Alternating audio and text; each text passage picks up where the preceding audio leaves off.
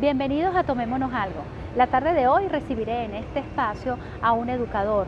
Él es orientador, fundador y director de Secodap. Así que esta tarde desde el restaurante Canel en Altamira tendré el placer de tomarme un rico café con Fernando Pereira. Profesor Fernando, muchísimas gracias que haya aceptado, que esté aquí con nosotros y haya aceptado la invitación a este espacio. Para mí de verdad que es un honor tenerlo aquí y poder conversar estos temas educativos donde usted y el profesor Oscar, la organización de Secodap son tan relevantes y tan significantes en el país después de tantos años como organización pionera, digamos, en estos temas educativos. Carolina, un placer. Yo muy honrado de poder estar aquí contigo tomándonos algo. De manera distinta esta conversa. Sí, señor, muy agradable. Qué bueno. Profesor Fernando, fíjese, usted como educador, ¿cuál es la visión y el análisis que hoy en día le puede dar a lo que los educadores están consiguiendo en aula con esta nueva generación? Esta nueva generación donde estamos manejando temas de crianza sin apego, respetuosa, responsable, sana, donde no queremos ser muy rígidos, pero a veces hay papás que somos extremadamente flexibles y ahí puede ser un poco, digamos, complejo y difícil lo que los educadores se pueden estar consiguiendo. Sí, Carolina, es muy interesante porque todavía en pleno siglo XXI, pues realmente nos movemos como en bandas, ¿no? Ahí vamos como de un extremo al otro. Todavía nos encontramos muchos sectores de la población donde hay una crianza mediada por la violencia y por agresiones de todo tipo, niños y adolescentes pues, que son severamente castigados físicamente, incluso maltratados, ¿no? Entonces todavía tenemos, sobre todo pues en los sectores más populares, encontramos muchas familias que ciertamente y muchos niños que lamentablemente todavía no encuentran espacios seguros, no hay espacios protectores, ni física ni emocionalmente en sus entornos, ¿no? Entonces ahí hay que seguir como insistiendo porque no es toda la población la que está rompiendo paradigmas, pero ciertamente muchos padres profesionales de clase media e incluso también a nivel popular nos encontramos las generaciones pues que vinimos de crianzas muy rígidas, ¿no? Muy autoritarias, donde con pelarnos los ojos era normal, o arrugar la frente ya sabíamos que habíamos hecho algo que nos iba a traer consecuencias o nos íbamos inmediatamente a nuestro cuarto sin necesidad de que nos era una diera más advertencia. nada. Ya era pues una advertencia y estaba muy claramente definido que nosotros como niños no podíamos rebatir ni tener una segunda opinión. Y en estos años sí, ciertamente ha habido muchos padres que crecimos con la idea de decir yo no quiero criar a mi hijo como probablemente me criaron a mí, yo no quiero que tenga ese estilo de crianza de mi padre que era un ogro, de mi madre que de repente incluso podía tener la mano floja, e hicimos como un propósito de hacerlo distinto, ¿no? De que yo no quería repetirlo. Sí, que no le falte lo que me faltó a mí. Que no me falte lo que me faltó a mí. Y en muchos casos ciertamente tenemos que reconocer que tratando de obviar y de no repetir ese modelo autoritario, hemos en muchos casos llegado a hogares donde lo que se impone es el dejar hacer, el laissez-faire, donde los muchachos no tienen claro, no hay límites, los muchachos se autogobiernan, ellos están emancipados y ciertamente nos estamos encontrando una generación que está en busca de la autoridad, ¿no? De una autoridad que pueda ser democráticamente concebida, pero entendiendo que si el muchacho en la casa no encuentra esa figura de contención, esa figura de autoridad que lo orienta, que le da seguridad, pues el muchacho se dispersa, el muchacho se confunde y nos encontramos en las escuelas. Hasta se invierte, disculpe, la figura de autoridad en algunos casos. En algunos casos. En casa mandan son los niños. Mandan los niños, este síndrome ahora pues sobre que muchos autores están escribiendo y que han popularizado como el síndrome del emperador, ¿no? El niño emperador, que es ese niño déspota, que es ese niño autoritario, que no acepta un no, que no acepta una negativa.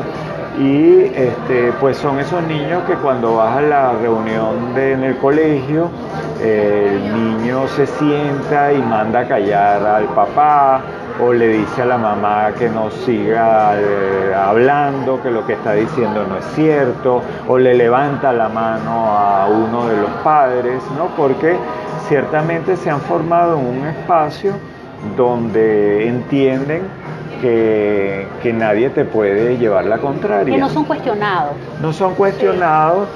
Es también un resultado de las consecuencias de la llamada también crianza entre algodones, ¿no? Que también se ha popularizado de esa manera, que es evitarle a mi hijo cualquier frustración, cualquier dolor. Sobreprotegerlo, evitarle cualquier contradicción, conflicto.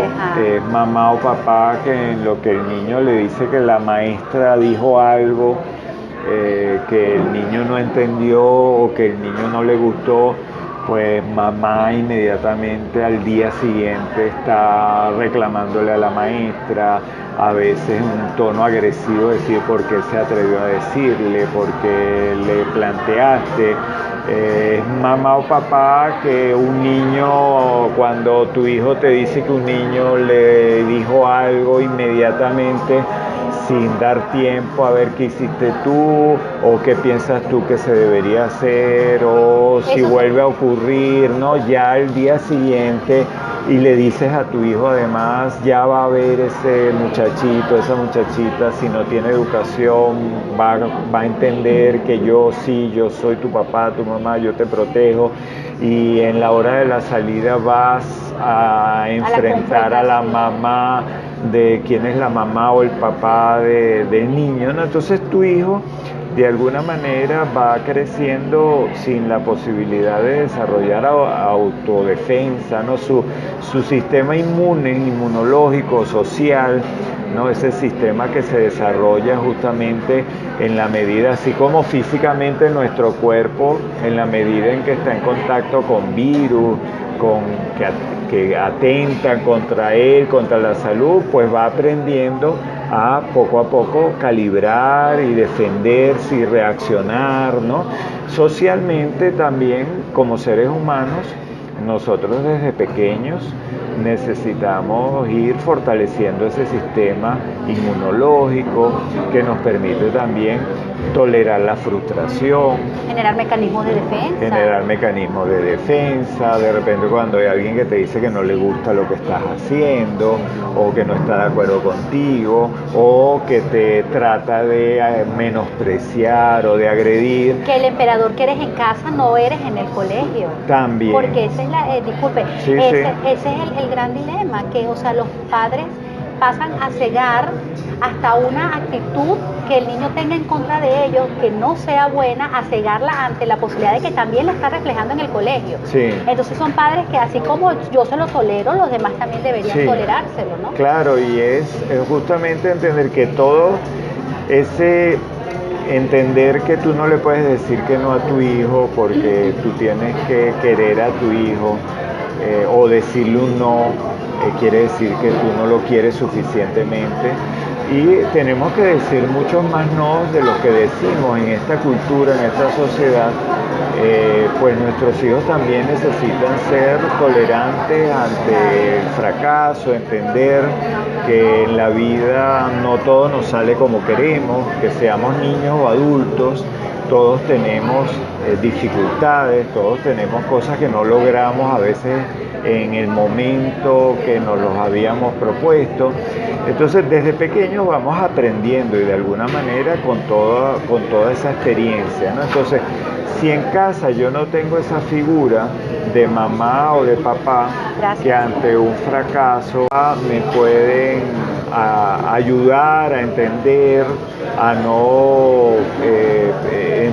entender que de un fracaso podemos aprender mucho, que del error que así es la vida, podemos aprender muchísimo y que no nos quedamos postrados en el suelo sin poder incorporarnos por algo, por una nota en la escuela o por una observación a un trabajo o por algún compañero que dijo que no quería jugar conmigo. Entonces, como papá o mamá también te van ayudando a poder procesar esas cosas que no salen como queremos, pero no sobreprotegernos, ¿ok? La sobreprotección,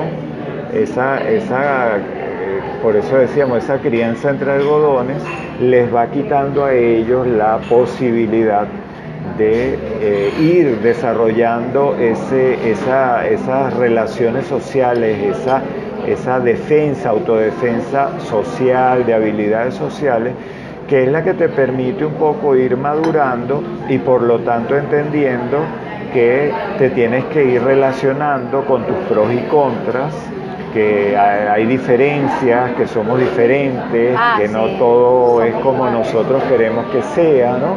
Ni todo el mundo es como nosotros, pero que eso no justifica a que nosotros agredamos, que nosotros ofendamos y respetemos por el hecho de que alguien no cumpla nuestras expectativas. Y entonces viendo esto, de repente estos dos tipos de crianza, una que a lo mejor es como usted explica, en algunos sectores todavía o en algunas familias prevalece el autoritarismo, el control, la violencia, el maltrato infantil, y otra donde hay demasiada permisibilidad, está en el medio el educador. Sí. Y ese educador que se encuentra con esas realidades y con nuevas cosas, digamos, de un tiempo para acá, nuevos retos para abordar a esos niños y a este tipo de padres. ¿Cuáles son esos retos que está el educador empezando a asumir? Sí, es bien interesante lo que plantea porque tenemos en esa generación de padres permisivos, hay un psicoanalista, un psicólogo argentino que estoy tratando de recordar, que tiene más crianza y menos terapia, Lutero, el apellido. Entonces es interesante el planteamiento que él hace en ese grupo de padres. Dice que los muchachos no asumen su paternidad, su maternidad. Entonces asumen la crianza de los hijos como unos hermanos mayores, ¿no? Ajá.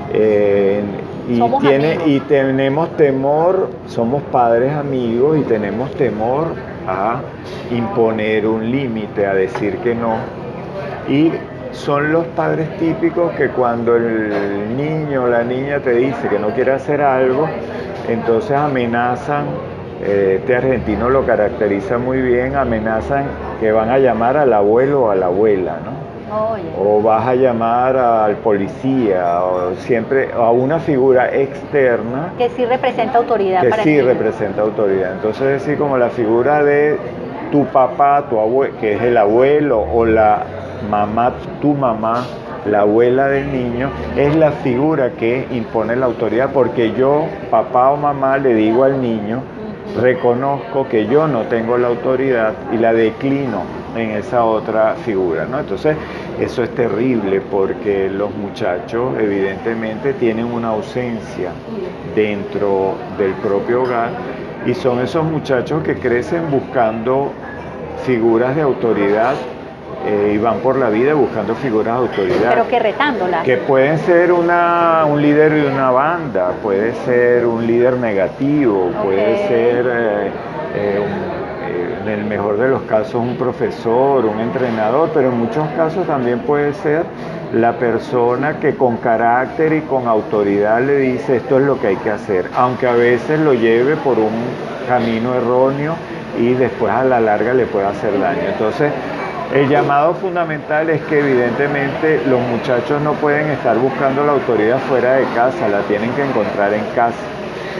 Y esto, ¿por qué lo digo? Porque son los padres que van a la reunión en el colegio cuando los citan o en la escuela, y es papá o mamá que le dice al profesor o al director, le dice, yo no sé qué hacer con el muchacho, entonces usted me está llamando porque tiene problemas y yo como mamá o papá le digo a usted que usted vea a ver qué hace, porque en la casa yo no puedo con él, ¿no? Entonces es como la confesión de tu incapacidad de ejercer, como que ya te sientes sobrepasada, ¿no? Entonces, en las escuelas se están encontrando padres, en muchos casos ausentes.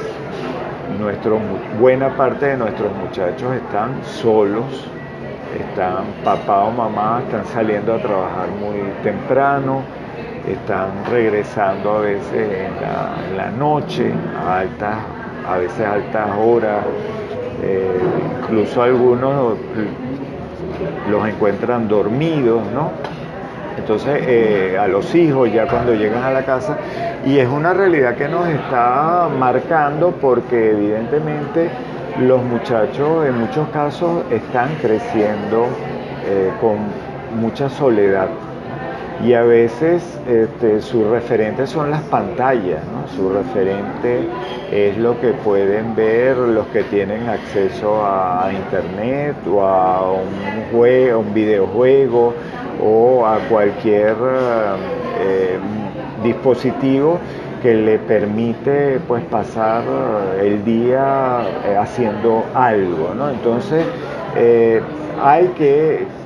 creo que sí es fundamental en estos tiempos entender que nosotros no podemos declinar nuestra responsabilidad como papá y mamá, no la puedes delegar en la escuela y decir, bueno, la escuela tiene que encargarse de criar al muchacho porque por algo son maestros o por algo tú le pagas una mensualidad.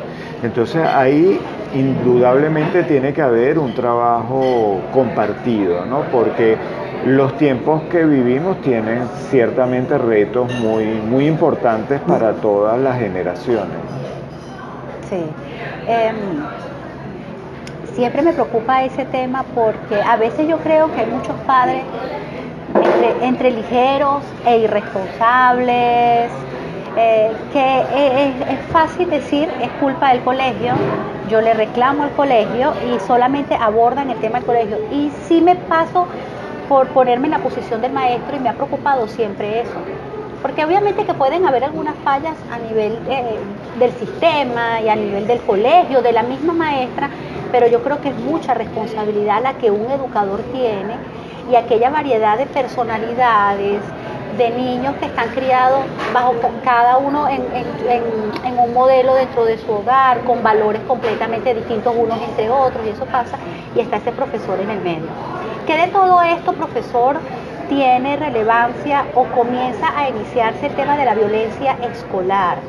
¿Cómo esto va penetrando el tema de la violencia escolar? Y bueno, hablemos un poco sobre esto porque es algo que usted viene desarrollando con más frecuencia y digamos que acentuándose mucho el tema de la violencia escolar. Sí, bueno, nosotros decimos que la escuela es la caja de resonancia de la sociedad, ¿no? Entonces, de alguna manera ahí se reproduce en pequeño, en micro, lo que estamos viviendo como sociedad, como país, y un elemento fundamental como familia, vernos en el espejo de nuestros hijos, ¿no? A veces los padres cuando nos llaman preocupados por algo que está sucediendo, por un hecho, porque en el colegio te han llamado la atención por un comportamiento de tu hijo, pues a veces uno tiende a ver como que todos estamos achacándole la responsabilidad a los otros, ¿no? Entonces, los padres culpan a los maestros dicen que las familias, si nos reunimos todos, vamos a decir que la televisión, que los videojuegos, y ciertamente pues la violencia es un fenómeno multicausal, multifactorial, donde intervienen muchas variables y todos esos elementos están allí presentes, pero justamente por eso requiere un abordaje partiendo de que todos nos involucremos y seguramente si yo me veo en el espejo de mi hijo, probablemente voy a ver en él muchos de los comportamientos que probablemente como papá y mamá tengo en casa o tengo con mis vecinos. El modelaje que él está recibiendo de mí va a ser mucho más determinante que los consejos que le puedo dar, ¿no? O sea, sí. Hijo, compórtate de determinada manera, tienes que ser una persona de bien, ¿no? Pero papá o mamá, cuando tienen un problema en el tráfico o cuando el vecino estacionó el carro en el puesto de papá, ahí es donde él está viendo justamente de qué estamos hechos, cuáles son nuestros valores, cómo resolvemos los conflictos, cómo abordamos las situaciones, tenemos una comunicación respetuosa o no. Entonces va a ser determinante siempre revisarnos de alguna manera, ver cómo actuamos, el modelo que estamos siendo para ellos, y estar abiertos nosotros pues en estos tiempos a los padres y madres siempre a estar abiertos cuando te llamen de la escuela, que te estén diciendo que tu hijo tiene un determinado comportamiento, te hizo determinada cosa, escuchar. No, a veces vemos padres a priori que nos llaman como para decir, me están diciendo que, entonces, ¿qué puedo argumentar yo? ¿Qué artículo de la ley puedo citar para contrarrestar? Sí. Entonces, no, primero escucha, porque ¿qué es lo que nos interesa? Salvar a nuestros hijos de un problema administrativo, una sanción, o que sean buenas personas, ¿no? Entonces, corregir, entonces si lo que me interesa es que sean seres humanos empáticos, que comprendan situaciones, que sean personas que no busquen evadir las responsabilidades o ser más vivos que los demás. Entonces, ¿qué hijo quiero formar? Entonces, ese hijo lo empezamos desde pequeñito, desde el preescolar. Muchos padres empezamos a preocuparnos por estos temas cuando nuestro hijo ya es adolescente, cuando ya ha dado las primeras manifestaciones de estarse metiendo en algún problema, de que supuestamente está consumiendo algo o está irrespetando las normas, los acuerdos de una manera sostenida. Entonces, cuando empezamos a ver, evidentemente todo ese trabajo tiene que comenzar desde los primeros años, ¿no?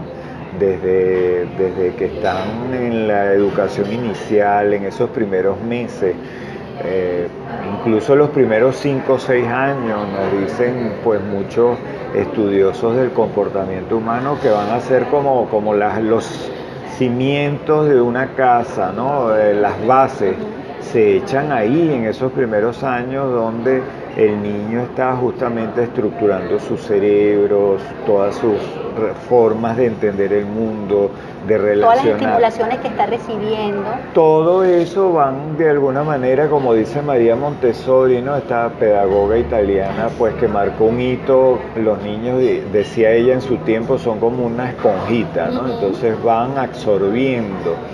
Y ellos van bien, no hace falta que le demos una lección ni que saquemos un PowerPoint para decirle cómo son las relaciones, no, ellos simplemente observan. Lo van a través de la observación, ellos van captando, ellos van entendiendo, y de esa forma vamos a tener adolescentes con los que hablar de responsabilidades o de límites o de las consecuencias que tiene el incumplimiento de un acuerdo. No van a ser cosas nuevas, novedosas, que ellos sientan como una retaliación porque tú me tienes rabia o porque el director te llamó la atención, sino que entienden que desde los primeros años en casa nosotros estamos permanentemente conversando sobre lo que hacemos, pero también tenemos claro cuáles son.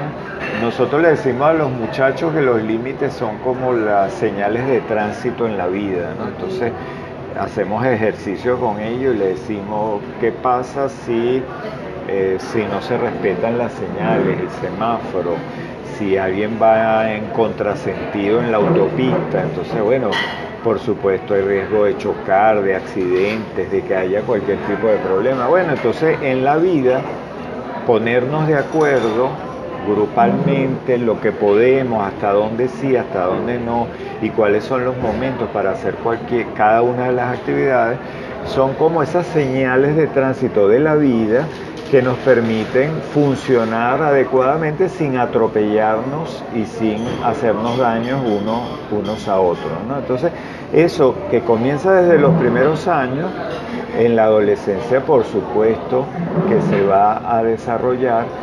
Y siempre nosotros a los papás nos preguntan, en la adolescencia, por supuesto, que es un tiempo de más negociación, pues que ya no podemos a nuestro hijo de 16 o de 15 o de 17 tratarlo como cuando tenía 3 o 5. Ahora, que eso no significa que tú vas a ceder a tus responsabilidades de padre, ¿no? Entonces nosotros planteamos, por ejemplo, que nunca es negociable lo que los pueda poner en riesgo, lo que los pueda atentar contra su integridad, su seguridad. Entonces yo nunca voy a decirle a mi hijo que puede agarrar el carro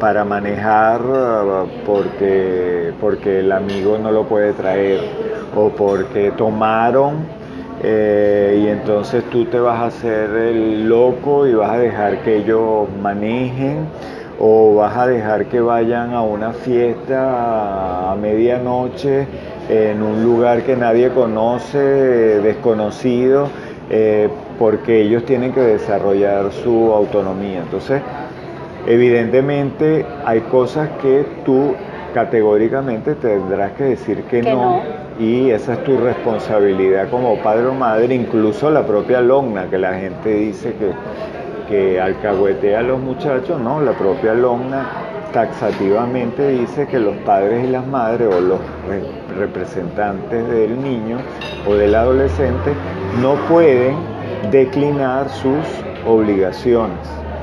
Entonces, cuando yo vea que mi hijo o mi hija está expuesto a un peligro, ¿no? Hay una persona que le está haciendo daño, hay una persona que le está, por las redes sociales, se está metiendo con él, o le está haciendo insinuaciones para que haga tal o cual cosa, evidentemente yo allí como padre tengo claramente que, aunque el muchacho o la muchacha no quieran, decirle que eso no se puede, no le puedo dar permiso para eso, ¿no? ¿Puede ocurrir violencia en el colegio y los padres desconocerlo por completo?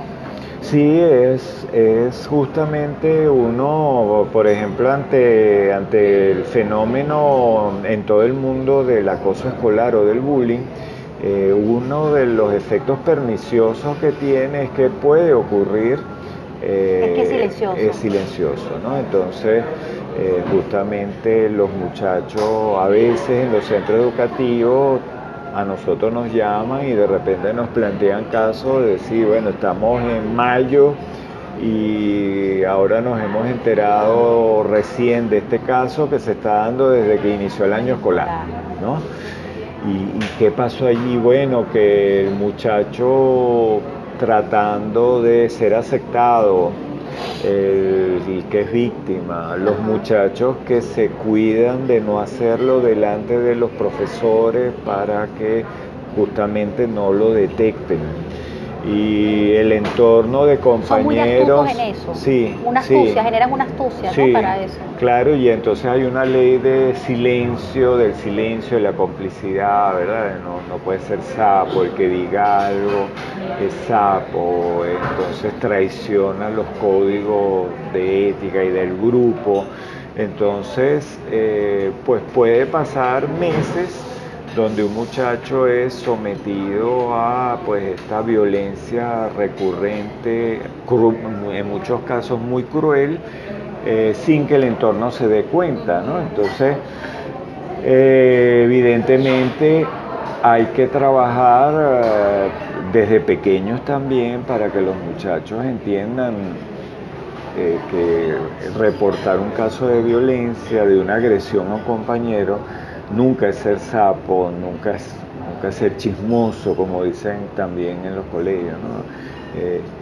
Chismoso, dijo. ¿No? Salvar a un compañero puede ser la diferencia, decirle a un adulto, a una autoridad o a alguien, puede marcar la diferencia entre salvar a un compañero o mentalmente, emocionalmente protegerlo, no hacerle más daño.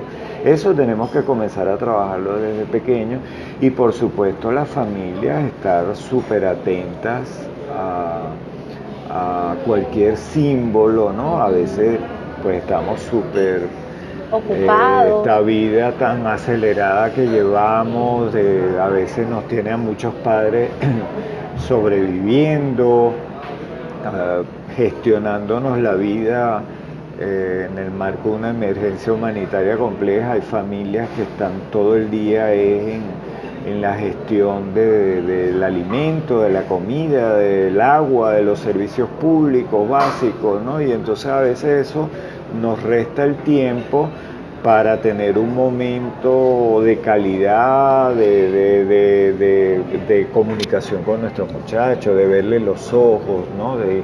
Y de ver que de repente efectivamente ha habido algún cambio, Sí. tu hijo ha perdido el interés, te está insinuando que ya el colegio no le gusta, incluso te dice que le gustaría cambiarse, que ya no que le gustaría de repente si puede ir a otro turno distinto. Entonces te puede estar dando señales no evidentes como por supuesto son cuando llega con la ropa rota o los cuadernos rotos, o se le pierde la cartuchera, ya le has comprado 6 cartucheras. Detrás de ese tipo de eventos más raspones o que te tienen que estar llamando la atención, que probablemente debes indagar más de que no, más allá de lo que él te pueda decir, de que fue un accidente, de que se cayó, que se tropezó, que la cartuchera siempre se le pierde, porque no, puede ser que haya indicios de que esté siendo víctima de acoso. Exacto, ese es en el caso de cuando los niños son víctimas, cuando el niño es afectado y como padres tienes que prestar atención a estas alertas. Pero a mí me llama mucho la atención los hijos de los padres de los niños agresores, porque ¿qué señales te puede dar a ti para prevenirlo? O simplemente los papás nos encontramos es cuando ya te avisan del colegio porque ya el niño o la niña forma parte de los actores de situaciones o de una situación en particular donde afectaron a otros. Disculpe, eso Sí. por un lado. Y por otro lado,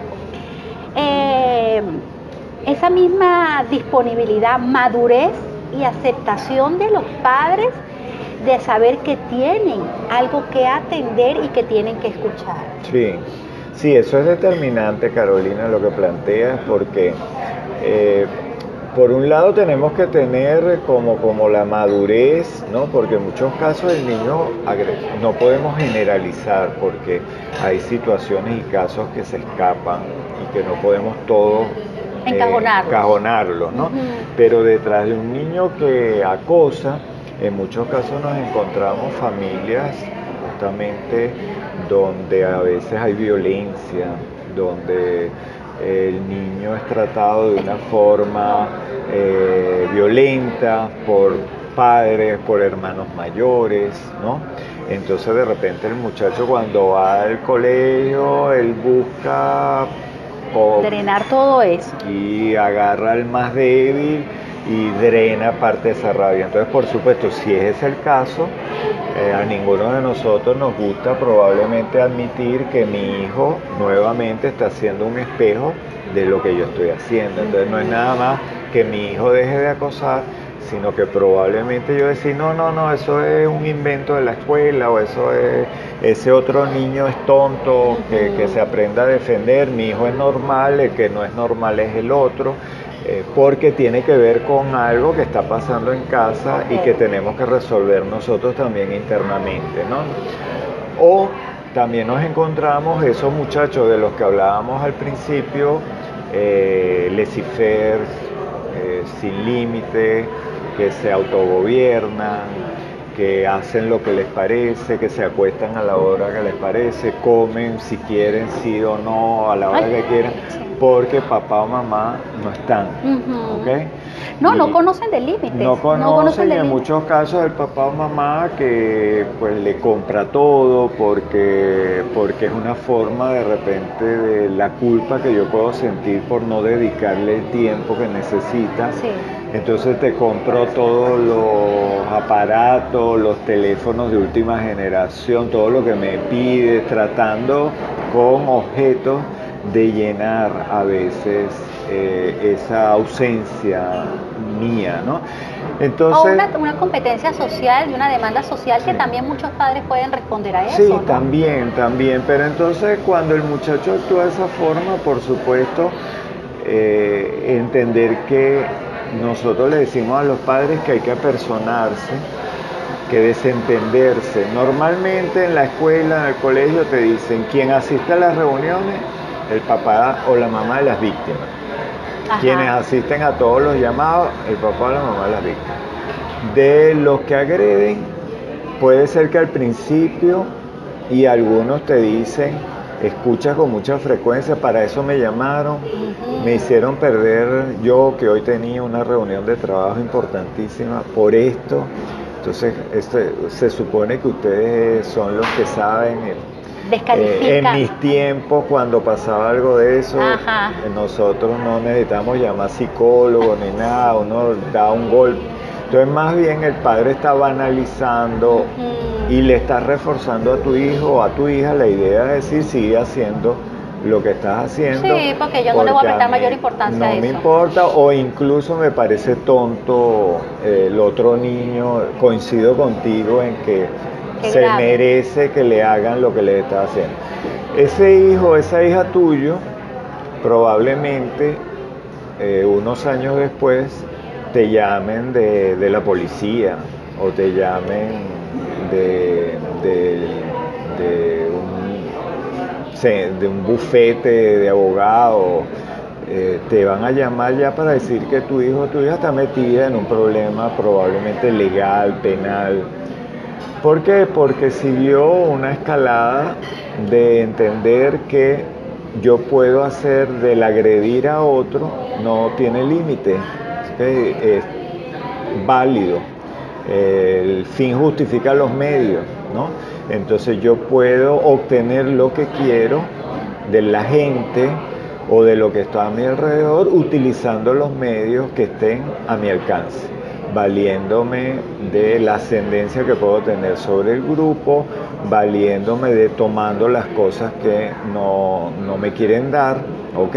O agrediendo incluso de física, sexualmente al otro que no quiere hacer lo que yo le digo que quiere, ¿ok? Entonces, siempre le decimos, papá, mamá, incluso del que agrede, tú eres el primer interesado en que tu hijo o tu hija entienda que él no puede estar en la vida haciendo las cosas que quiere hacer y como las quiere hacer, porque si eso tampoco te llama la atención, piensa en esas madres y padres que después nosotros tenemos casos muy lamentables que esa mamá o papá que después te dice, mi hijo me levantó la mano, que mi hija me amenazó y me dijo que si le vuelvo a decir algo, me va a agredir o se va a ir o va a hacer cualquier cosa, ¿no? Entonces, no desarrollar en ellos la empatía, la capacidad de ponerte en el lugar del otro, de pensar el daño que le puedes estar haciendo a otro, ¿okay? Aunque tu hijo te diga no lo hice a propósito, no tenía la intención, yo estaba jugando, para mí era un juego, tú tienes que como papá o mamá darle el peso y que él entienda y que valore las lágrimas de un compañero o el efecto en un compañero. Eso le puede salvar la vida a tu hijo, no al otro, a tu hijo, ¿ok? Porque esa va a ser la única forma probablemente de que tu hijo entienda que lo que él hace tiene influencia en otros, ¿ok? Y de esa manera puedes ayudarlo a que haga un ejercicio de introspección. Pero también, Carolina, hay un elemento fundamental que es el del entorno, lo que llaman los espectadores, ¿no? Por ejemplo, en un país como Finlandia, que ha tenido un programa muy exitoso en reducción del bullying, ¿no?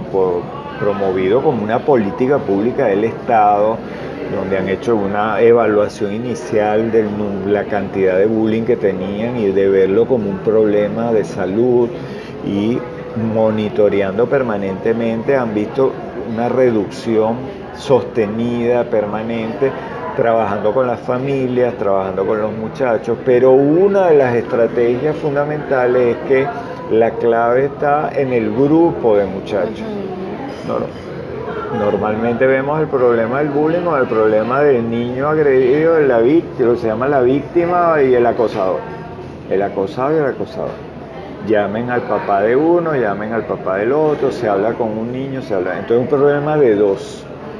Entender que el acoso, el bullying es un problema de todos. Es de la comunidad que de la comunidad. Allí. Un grupo, un aula, claro, que es tolerante y permisiva en permitir que en su entorno se den situaciones de dominación, situaciones de agresión, situaciones de hacer daño. Y yo desde pequeño aprendo que la forma de defenderme es quedándome callado. No paso por allí. No paso por allí. Yo no hablo con ellos. Me hago cómplice. No, en el recreo, en ese espacio, yo no estoy porque está en ese grupo. O incluso me río para reforzar, porque me da risa. Porque, para empatizar, de hecho. Porque quisiera hacer probablemente lo que está haciendo él, pero no me atrevo. ¿Okay? Claro. O por miedo. O por miedo a que no me lo haga a mí. Para empatizar, por eso. Prefiero que se ría del otro, que le haga daño al otro. Entonces, como te digo, en Finlandia han entendido que es el grupo el que con su actitud incentiva o desestimula que se cree ese clima donde la agresión se tolere y se incremente, o por el contrario es el grupo que dice no, ya va, o sea, no me parece gracioso, eso es en la política pública de ellos empezaron a trabajar a los espectadores. Aquí no va a haber espectáculo, a lo mejor viéndolo de esa manera, ¿no? Porque yo siento que eso es lo que alimenta el bullying, precisamente. Los que observan y callan, igual se ríen y eso. Entonces la política pública de ellos fue enfocada en ese sentido. Tiene otros elementos de un programa que se llama Kiva, unas siglas en finlandés, pero como aspecto, como te digo, interesante es que normalmente nosotros en todas partes estamos como centrados en los niños que tienen el problema, ¿no? Entonces, el niño que no se defiende, el niño porque no reacciona, el otro que se mete con él, y ahí es donde nos centramos, ¿no? Y máximo puedes citarlo al consejo de protección o hay que llevar a tal parte, pero nos olvidamos del trabajo grupal.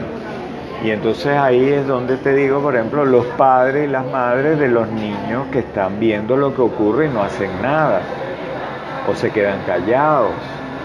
Entonces, yo con mi hijo, decir, ¿por qué tú actúas de esa manera? ¿No? Claro. Ah, porque yo no soy sapo, porque Claro. yo no tengo miedo, porque en el fondo no me gusta lo que le están haciendo, pero no sé qué hacer. Pero yo no me meto en eso. No me meto en eso. Sí. Entonces, de alguna manera, bueno, tiene mucho que ver también con lo que vemos en el país, ¿no? Después cuando somos adultos y a nuestro alrededor hay casos de violencia de género contra las mujeres o contra personas que tienen una condición especial, Sí. específica, una orientación sexual determinada y de repente actuamos, no decimos, nos callamos, ¿entiendes? Eso se nos hace normal. Entonces esa normalización de la agresión es la que en Finlandia han entendido que si no entramos a problematizar con los grupos, pues se va a seguir dando unas veces con un niño, otras veces con otro niño, hasta que ciertamente es el grupo el que fundamentalmente tiene que decir no, ¿entiendes? Aquí resolvemos las cosas de otra manera y de repente los compañeros, si hay un compañero que está siendo agredido en un momento, hay compañeros que también podemos defender y podemos proteger y podemos alertar y ver, ¿no? Entonces, ciertamente eso significa como un cambio, un giro, ¿no? En entender que no estamos hablando de un problema de dos, sino de un problema de todos. De todos, y que entre todos se debe abordar. Sí.